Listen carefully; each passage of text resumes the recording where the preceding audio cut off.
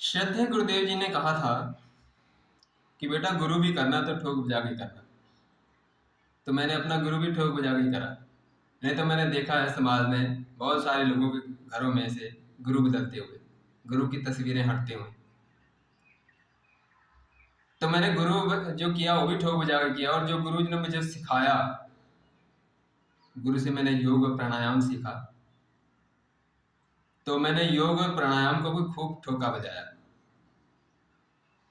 और इतना ठोका बजाया और आज तक इतना ठोका बजाया कि मुझे अपनी योग की क्लासों में जगबीती कहने की जरूरत नहीं पड़ती। मैं आप बीती ही कहता हूँ। ऐसा नहीं कि मेरे पास मैं योग करने से पहले कुछ मुझे वो बहुत सारी कोई दिक्कतें थी, परेशानियां थी, ऐसा कुछ नहीं था। मैंने योग जो किया था वो अध्यात्म के रास्ते पर किया था। मेरा पहले बेस जो था, मेरा जो विचार थे बहुत ज़्यादा आध्यात्मिक थे। तो मैंने, क्योंकि मैं मेरे गुरु पहले सुबह 4 बजे उनका वो आया करता था, अध्यात्म पर कुछ प्रवचन आया करते थे। अभी तो इतना समय नहीं होता। तो मैंने सुना था, तो मैं आध्यात्मिक तरफ मेरा ज़्यादा इंटरेस्ट था, तो मैंने उसके लिए किया था।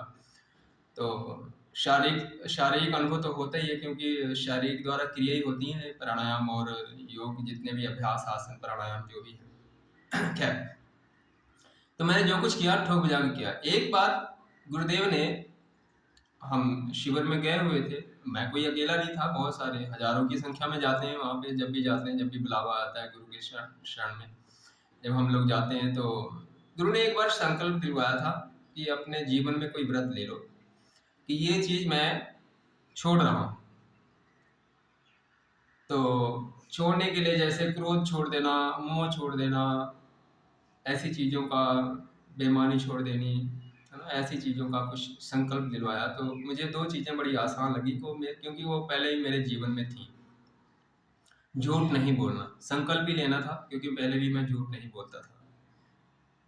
कुछ मेरे मेरे पूर्वजों का, कुछ मेरे माता पिता का, कुछ उस पर मेरे मेरे दादाजी का कुछ प्रभाव रहा होगा, क्योंकि मैं पहले से ही झूठ नहीं बोलता था, तो मुझे ये आसान लगा। बेईमानी नहीं करनी, क्योंकि ये भी मैंने अपने पिताजी का जीवन देखा है, उन्होंने कभी ज़िंदगी में किसी के साथ बेईमानी नहीं करी, किसी का धन नहीं खाया, किसी का हड़पा नहीं धन। तो वो शायद मेरे ब्लड में ही है, मेरे खून में था। तो मुझे तो ये दो चीज़ें बड़ी आसान लगी कि मैं कभी बेईमानी नहीं करूँगा और मैं झूठ नहीं बोलूँगा।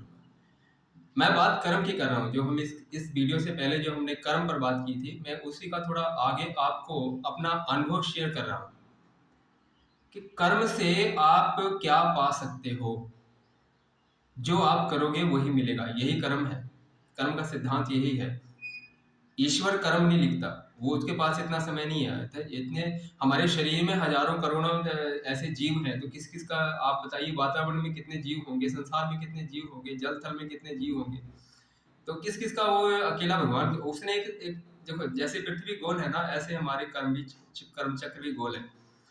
जो करते हैं वो एक दिन वापस आना होता है। तो ऐसे ही तो गुरु ने जो संकल्प दिलवाया, उसका मैं अनुभव कह रहा हूँ, कर्म का अनुभव। मैंने जीवन में जो संकल्प लिया कि मैंने बेईमानी नहीं करनी। मेरे गांव में मेरे पूर्वजों का धन था।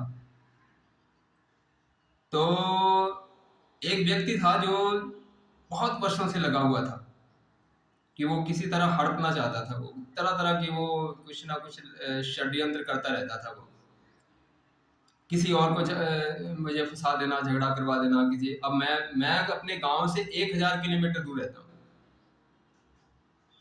तो मैं यहाँ बैठा हूँ और मेरे ऊपर शिकायत होती थी वहाँ पे कि ये उसने कर दिया। अब बताओ, मैं यहाँ बैठा हूँ और तुम वहाँ शिकायत, ऐसे झूठी शिकायतें करवा देना, किसी महिला से साथ करवा देना, या किसी बच्चों को उकसा के करवा देना कुछ ना कुछ। तो मैं यहाँ रहता हूँ क्योंकि मैंने मामले पर दे रखा था, सुरक्षित वगैरह, तो घर था, घर पर ताला लगा रखा था। लेकिन वो उसका चक्कर था कि किसी तरह मैं इसको अपने कब्जे में ले लूँ, अपना लूँ इसको।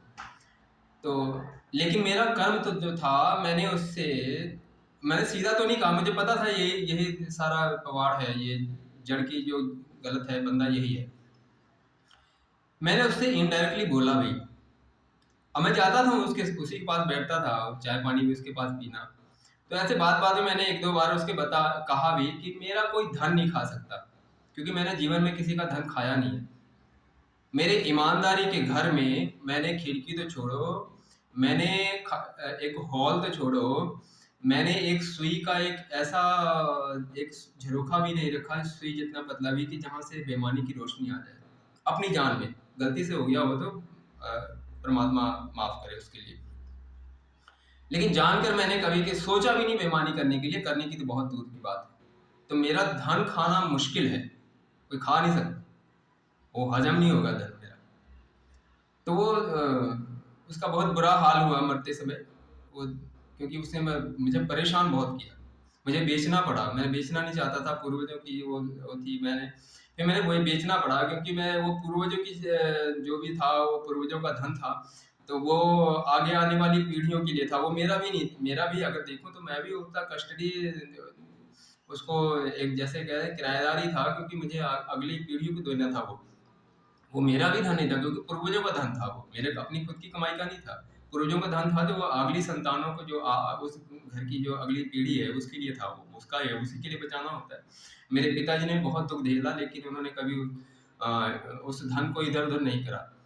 तो मैंने अपने पिताजी जी का जीवन देखा है बहुत सारे। मुझे अपने पिताजी से कई बार बहुत सारी चीज़ों मामलों में मेरा विरोध था उनका, लेकिन मैंने उनके जीवन से बहुत कुछ सीखा भी है। तो मुझे बेचना पड़ा वो। मैंने कहा ऐसे दूसरे खा जाएँगे तो अगली पीढ़ी को क्या मिलेगा, तो मुझे बेचना पड़ा वो। ख़ैर, तो वो खा नहीं सका। मेरे साथ मेरी संस्था, मैं संस्था का एक प्रभारी, जिले स्तर का प्रभारी था, दायित्व था मेरे पास। तो जब मुझे दायित्व दिया गया तो पहले तो वो इनकार इधर-उधर करता रहा, पहले लिखवा के लाओ, फिर वो ठीक है, वो हो गया। तो मैंने कहा ठीक है, तो बाद में वो कहा जो आपको सामान लेकर जाना है उसको लिख कर दो। ऐसा कभी हुआ नहीं था, क्योंकि मेरे पहले भी मैं कार्यकर्ता बहुत पुराना हूँ अपनी संस्था का। तो मैंने देखा हुआ था कि कोई भी प्रभारी कभी बदला था तो कभी उसने किसी ने किसी को लिख कर नहीं दिया था लेटर पैड पे कि ये सामान लेकर जा रहा हूँ। प्रभारी आया, उसने सामान जो मिला उसको, वो अपना लेकर अपना काम शुरू कर देता था। तो मैंने यही देखा था, लेकिन ये नया शुरू कर रहा था, मुझे नहीं पता था इसके दिल में बेईमानी है। तो उसने कुछ रसीदों की हेरा-फेरी मेरे साथ करने की कोशिश करी, और वो तब पता चला। अगर वैसे दे देता तो कोई बात नहीं थी, लेकिन उसने कहा कि ऊपर वाली रसीद का नंबर लिख लो और नीचे वाली रसीदों का नंबर लिख लो, और कितनी रसीदें ये मत लिखो, ऊपर वाली का नंबर लिख लो और जो सबसे लास्ट वाली का नंबर है वो लिख लो, और मतलब कि यहाँ इस सीरियल नंबर से लेकर इस सीरियल नंबर तक आपके पास ये रसीदें चली गई। तो मैंने कहा ऐसा है कि क्योंकि मैं कार्यकर्ता था, तो मैंने देखा था बीच-बीच में से रसीदें कोई किसी को दे देता था, तो सीरियल वाइज़ दिक्कत होती थी। जब वो 31 मार्च को मामला चढ़ना होता था ना इसका, तो थोड़ी दिक्कत होती थी। तो फिर ढूँढनी पड़ती थी रसीदें कहाँ, वो ढूँढ कर लाते थे, फिर वो एक-एक बंदे को ढूँढते थे, फिर ढूँढ कर लाते, फिर उसको खाते में डालते, फिर 31 मार्च का फिर चढ़ता, परेशानी बहुत होती थी। तो मैंने वो देखा हुआ था, मैंने कहा नहीं ऐसा नहीं है, थोड़ी-सी है रसीदें, तो मैं लिख लेता हूँ कौन-कौन सा सीरियल नंबर मैं लेकर जा रहा हूँ। ये ईश्वर मेरे साथ ही खड़ा हुआ है, मेरे जो कर्म थे वही खड़े हुए, क्योंकि मुझे तो पता ही नहीं था ये मेरे साथ क्या होने वाला है। तो वो आप बेईमानी नहीं करोगे तो आपके साथ बेईमानी करने वाला धराशायी होगा ही होगा, वो कर नहीं सकता। तो वो सीरियल मैंने लिख लिया, उससे उसका चेहरा तो उस वक़्त उतर गया, मुझे भी नहीं पता, मैं भी घर पर ऐसे ही लिख कर आ गया। तो बाद में मेरे दिमाग में आया ये क्या लिखवा रहा था, और उस बंदे पर मैं इतना विश्वास करता था, जो मेरे साथ एक गलत करने वाला था, कि बस मैं अपने परिवार का बड़ा बुजुर्ग मानता था उस बंदे को, जिसने मेरे साथ ये घपला करने की कोशिश करी। मतलब अगर मैं वो लिख लेता ऊपर वाली रसीद और नीचे वाली रसीद, जो बीच में से रसीदें गायब हैं, तो वो तो मेरे पल्ले पड़ जाती ना, कि तुम भई इतनी लेकर गए, मुझे हिसाब माँगते बाद में, कि आपने तो लिख कर दिया हुआ है। तो वो मैं वहाँ बच गया। मैंने फिर वो आपको ये आपके लिए बता रहा हूँ कि आप अगर बेईमानी नहीं करोगे तो आपके साथ कोई बेईमानी नहीं कर सकता। ऐसे एक नहीं, मेरे जीवन के बहुत सारे ऐसे उदाहरण मैं दे सकता हूँ। ये अभी मैंने 2 दिए हैं जो बहुत बड़े-बड़े उदाहरण थे। छोटे-मोटे उदाहरण तो मेरी ज़िंदगी में बहुत सारे हैं ऐसे।